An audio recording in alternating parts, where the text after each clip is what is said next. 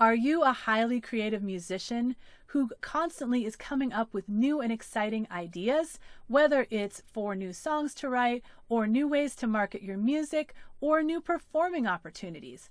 If that sounds like you, you're probably what I affectionately refer to as a scattered creative. And as you probably discovered, having all these amazing ideas bouncing around in your head can be both a blessing and a curse. In this video, I want to show you how to embrace your role as a scattered creative and be able to harness those creative juices so you can be more productive. My name is Bree Noble, founder of the Female Entrepreneur Musician and the Female Musician Academy. For the best music career advice, subscribe to my channel and hit the bell so you're notified every time I release a new video each week.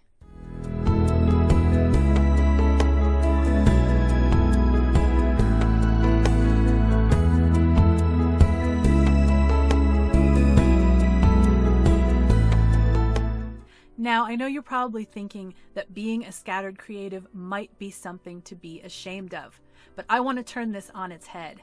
I want you to know you are not alone. Most of the musicians that I work with are scattered creatives. In fact, that includes me. For so many years in my early career, I was out of focus, totally lacked direction.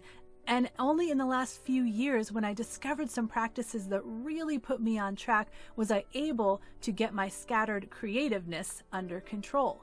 And these practices have been super helpful for my Female Musician Academy students, and I know they will be for you as well. In this video, I want to teach you 3 of the techniques that I've used to change my scattered creativity into productivity. These techniques I want to talk about are habits, and they're things that we are able to implement and form over time. And what I want to say about this before I get into the specifics is that I know as a scattered creative, you're going to resist forming habits. You like flying by the seat of your pants. You like allowing your creativity to drive you. But if you do that, you will keep driving in different directions constantly, and you won't have any consistency, and therefore you will not get the results that you want out of your creativity. You have to combine the creativeness with the structure. And so I want you to block out your resistance of putting some habits into place, and know that once you put these habits into place, it is going to feel really grounding. It's going to feel really good, and you're going to feel proud of yourself for being able to be consistent. Step 1 is to establish a morning routine for yourself, and you can make this as simple or as complicated as you like.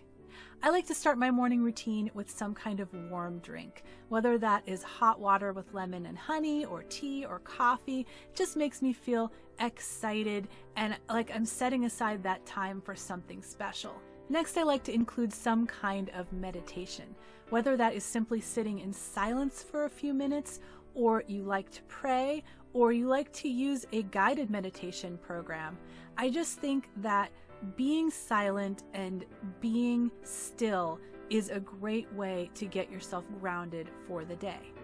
Next, I like to visualize myself moving through my day successfully and accomplishing the things that I want to accomplish, and feeling like I am in control of my day, and that these things can be accomplished in the way that I want to accomplish them, and that I'm focused and I'm not going off in a million directions.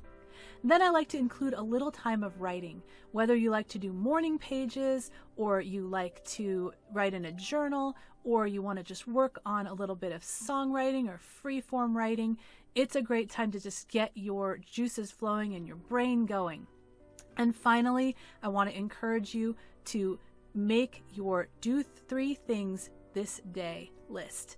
And that is taking your list that you have of to-dos for the day and looking it over and choosing 3 things that you know you can accomplish today. And those are the things that you are going to focus on.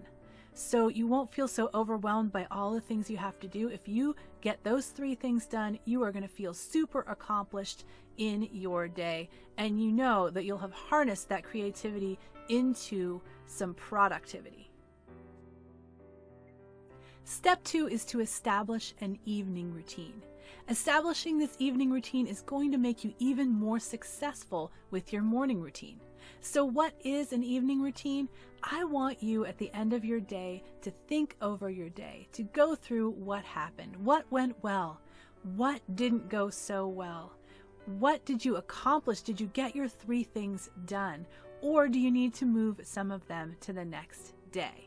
Not only is this going to set you up so well for your do 3 things list the next day, so you know what to put on there, but also just the act of brainstorming all these details out of your head are going to help you be able to get better sleep that evening and activate your creative side. You know how when your brain is just rattling around with all these details, you can't access your creativity?